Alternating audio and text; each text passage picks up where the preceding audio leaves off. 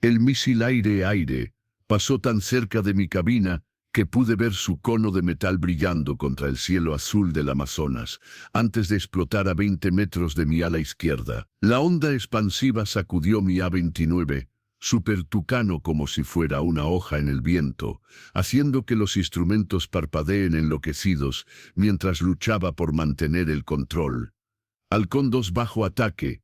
Repito, bajo ataque de bandidos desconocidos, grité al micrófono mientras tiraba violentamente de la palanca para evadir el segundo misil que ya venía hacia mí. La voz del controlador de vuelo llegó llena de estática. Halcón 2, identifique atacantes. No tenemos contactos hostiles en radar. Pero yo sí los tenía. 2 puntos negros acercándose rápidamente, desde el este, volando bajo para evitar la detección radar de nuestra base en Leticia. Por su silueta y velocidad, reconocí inmediatamente lo que enfrentaba. 2 F-16 Fighting Falcon, rápidos, mortales, y definitivamente no deberían estar en espacio aéreo colombiano. Mi nombre es Isabel Rivera, tengo 31 años y soy capitana de la Fuerza Aérea Colombiana, con 8 años de experiencia volando misiones de contrainsurgencia sobre la selva amazónica. En los últimos 3 años, he piloteado más de 200 horas de combate contra grupos armados ilegales y narcotraficantes, pero nunca había enfrentado cazas enemigos en combate aéreo real. Hasta hoy. Hace 2 horas había despegado de la base aérea Germán Olano en una misión de rutina. Patrullar la frontera sur en busca de pistas clandestinas usadas por carteles para transportar cocaína hacia Brasil. Era un vuelo de reconocimiento estándar que realizaba 2 veces por semana desde hace 6 meses. Pero a las 14:30 horas, cuando sobrevolaba la región de Trapecio Amazónico, mi radar detectó una señal de emergencia proveniente de la selva densa a 50 kilómetros al sureste de mi posición. Era el código de supervivencia de otro piloto colombiano. Base Cóndor, Halcón 2, transmití. Detectando baliza de emergencia. Coordenadas norte 0215, oeste 6940 Cigar. Halcón 2, autorización concedida. Tenga precaución, esa zona está fuera de nuestro paraguas de cobertura radar. Lo que encontré cuando llegué a las coordenadas me heló la sangre. Los restos humeantes de otro A-29 Super Tucano estaban desperdigados en un claro de la selva, el fuselaje partido en 2 y las alas arrancadas por el impacto. Pero lo más inquietante era la evidencia clara de que el avión había sido derribado. Agujeros de proyectiles de cañón de 20 milímetros perforaban la cabina y las superficies de control. Alguien había atacado a uno de nuestros pilotos en aguas territoriales colombianas. Mientras sobrevolaba los restos a baja altitud, buscando señales de vida del piloto, mi sistema de alerta de misiles comenzó a sonar. 2 segundos después, vi el primer misil viniendo hacia mí. Ahora 15 minutos después de ese primer ataque, estaba involucrada en el combate aéreo más desesperado de mi vida, evadiendo misiles y cañonazos de 2 F-16 que claramente tenían órdenes de eliminar cualquier testigo del derribo anterior. Mi A-29 era un avión excelente para contrainsurgencia, robusto, maniobrable a baja velocidad, capaz de operar desde pistas improvisadas, pero en combate aire-aire contra F-16 era como llevar un cuchillo a una pelea de pistolas. Los F-16 eran más rápidos, tenían mejor radar, más misiles y pilotos probablemente entrenados específicamente para combate aéreo. Mi única ventaja era conocer este territorio como la palma de mi mano. Base Cóndor, Halcón 2 en combate defensivo. Transmití mientras me sumergía hacia el dosel de la selva, usando los árboles como cobertura parcial. 2 bandidos, tipo F-16, atacando con misiles. Requiero apoyo inmediato. Halcón 2, apoyo en ruta, tiempo estimado 15 minutos. 15 minutos. Tenía que sobrevivir 15 minutos más, contra dos cazas superiores en todos los aspectos técnicos. Pero mientras descendía hacia la selva, recordé algo que había aprendido en mis años de vuelo sobre el Amazonas. Esta región tenía características geográficas únicas que podrían darme una oportunidad. El río Putumayo serpenteaba a través de la selva creando un cañón natural con paredes de roca de hasta 300 metros de altura. Si podía traer a los F-16 hacia ese cañón, su superior velocidad se convertiría en desventaja en el espacio confinado. Giré bruscamente hacia el sur, dirigiéndome hacia el cañón del Putumayo mientras los F-16 me seguían, disparando ráfagas de cañón que arrancaban ramas de los árboles a mi alrededor. Mi velocímetro marcaba 400 kilómetros por hora, volando a menos de 50 metros sobre el dosel forestal. «Vamos, síganme», murmuré, dirigiendo mi A-29 directamente hacia la entrada del cañón. La entrada al cañón era estrecha, apenas 200 metros de ancho, con paredes rocosas verticales a ambos lados. Para un A-29 acostumbrado a maniobrar en espacios reducidos, era territorio familiar. Para F-16 diseñados para combate de alta velocidad en espacio abierto, era una trampa mortal. Entré en el cañón volando a máxima velocidad, mis alas casi tocando las paredes de roca. Detrás de mí escuché el rugido de los motores de los F-16, siguiéndome al interior. Pero inmediatamente supieron que habían cometido un error. En el espacio confinado del cañón, su velocidad superior los obligaba a volar en línea recta, mientras que yo podía hacer giros cerrados siguiendo las curvas del río. Cuando el primer F-16 intentó dispararme, su misil se estrelló contra la pared rocosa porque no podía seguir mi trayectoria serpenteante.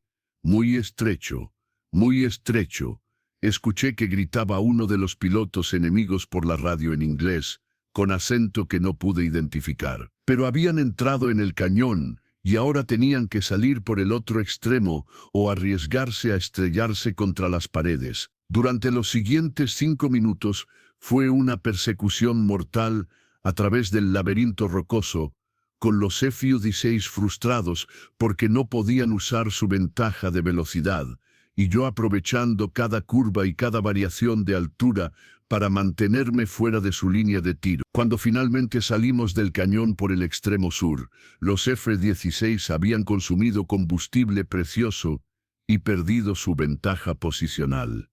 Pero seguían siendo peligrosos. Fue entonces cuando escuché la voz más hermosa del mundo llegando por radio. «Halcón 2, aquí Cóndor 1 y Cóndor 2. Tenemos contacto visual con bandidos. Estamos entrando». 2 F-5E Tiger de la Fuerza Aérea Colombiana aparecieron desde el norte, acercándose a los F-16 a velocidad de ataque.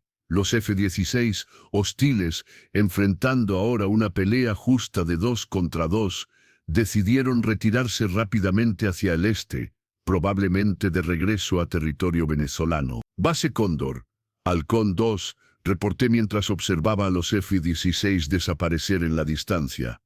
«Bandidos retirados. Zona segura. Halcón 2, regrese a base para interrogatorio. Buen trabajo evadiendo el ataque». Pero no había terminado. Todavía había un piloto derribado en algún lugar de la selva, posiblemente vivo y esperando rescate. Y ahora sabía que había fuerzas hostiles operando en la región que no dudarían en atacar cualquier intento de búsqueda y rescate. Durante el vuelo de regreso a base, analicé lo que había presenciado. Los F-16 no tenían marcas de identificación nacional, pero su táctica coordinada y equipamiento avanzado sugerían que pertenecían a una fuerza aérea profesional. Las posibilidades más probables eran pilotos mercenarios trabajando para carteles de droga, o peor aún, una operación militar encubierta de algún país vecino intentando desestabilizar las operaciones antinarcóticos colombianas. De vuelta en base, el interrogatorio con inteligencia militar confirmó mis sospechas. El piloto derribado era el teniente Carlos Mendoza, un amigo mío de la academia de vuelo que había estado realizando misiones de reconocimiento sobre rutas de narcotráfico. Su A-29 había sido atacado sin previo aviso mientras fotografiaba una pista clandestina cerca de la frontera. Isabel, me dijo el coronel Herrera, comandante de la base, necesitamos organizar una misión de búsqueda y rescate para encontrar a Mendoza. Pero después de tu encuentro con esos F-16, sabemos que será extremadamente peligroso. ¿Quién va a liderarla? Pregunté. Tú. Eres la única piloto que ha enfrentado a esos F-16 y sobrevivido. Conoce sus tácticas y limitaciones. 3 horas después, despegué nuevamente hacia la selva amazónica, esta vez acompañada de 2 helicópteros UIA-60. Nuestra misión era simple en teoría, mortal en la práctica: encontrar a Carlos Mendoza y extraerlo antes de que los F-16 hostiles regresaran. La búsqueda tomó 2 horas de vuelo en patrones sistemáticos sobre la densa selva. Finalmente, uno de los helicópteros detectó una señal de humo a 3 kilómetros del sitio de impacto. Carlos había sobrevivido al derribo y había logrado alejarse de los restos antes de que llegaran fuerzas terrestres hostiles a investigar. Pero mientras los helicópteros descendían para recogerlo, mi radar detectó contactos acercándose desde el este. Los F-16 habían regresado con refuerzos. Ahora eran 4 cazas enemigos contra nuestros 2 helicópteros. Un F-Base Cóndor, Halcón 2, transmití urgentemente. 4 bandidos acercándose a zona de rescate. Necesitamos cobertura adicional ahora. Halcón 2, cobertura en ruta pero llegará en 10 minutos.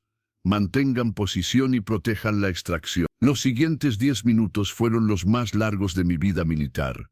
Mientras los helicópteros recogían a Carlos y se preparaban para la extracción, mi F-5 de escolta y yo tuvimos que mantener alejados a 4 F-16, usando todas las tácticas de evasión que conocíamos. Volamos bajo, usando el terreno montañoso como cobertura. Utilizamos los cañones de los ríos para romper el seguimiento de sus radares. Cuando finalmente llegó refuerzo adicional, 4 F-5E más de nuestra base en Bogotá, los F-16 hostiles se retiraron definitivamente.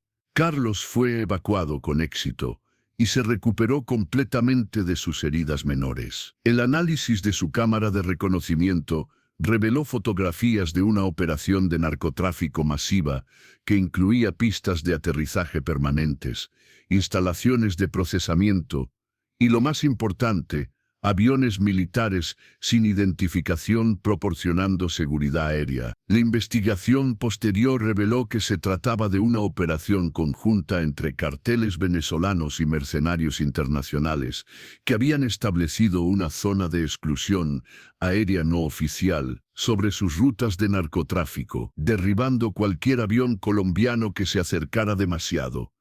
6 meses después de aquel primer encuentro con los F-16, participé en la Operación Cielo Limpio, una campaña aérea coordinada que destruyó completamente la red de narcotráfico y eliminó la amenaza de los cazas mercenarios. La operación involucró 24 misiones de combate durante 3 semanas, resultando en la destrucción de 8 pistas clandestinas, la captura de 12 aviones de narcotraficantes y la eliminación de los 4 F. Por mi papel en descubrir la amenaza y liderar las primeras misiones de rescate bajo fuego, recibí la Cruz de Servicios Distinguidos en Vuelo y una promoción a mayor. Pero más importante para mí fue saber que Carlos y otros pilotos colombianos podían ahora volar misiones de reconocimiento sin temor a ser atacados por cazas enemigos. Hoy comando un escuadrón de A-29 especializados en operaciones de combate sobre la selva amazónica. Entrenamos constantemente en tácticas de combate aire-aire defensivo, porque aprendí que en la guerra contra el narcotráfico nunca se sabe cuándo un vuelo de rutina puede convertirse en combate mortal. Cada vez que despego hacia el Amazonas, recuerdo aquella tarde cuando el cielo se convirtió en llamas a mi alrededor, y tuve que usar cada habilidad que había aprendido en 8 años de servicio para sobrevivir 15 minutos que parecieron eternos. La selva amazónica es vasta y hermosa desde el aire, pero también puede ser el escenario del combate aéreo, más despiadado del mundo, cuando las personas equivocadas deciden que el cielo les pertenece. Mi trabajo es recordarles que se equivocan. El cielo colombiano pertenece a Colombia. Y mientras yo siga piloteando, nadie más va a derribar a nuestros pilotos sin enfrentar consecuencias. Cada misión que vuelo sobre esa inmensa selva verde es un recordatorio de que la libertad del aire se gana y se mantiene con vigilancia constante, entrenamiento superior y la voluntad de arriesgar todo para proteger a los compañeros que vuelan a tu lado. En el aire no hay segundas oportunidades, solo hay pilotos que regresan a casa y pilotos que no regresan, y mientras dependa de mí, todos mis pilotos van a regresar a casa.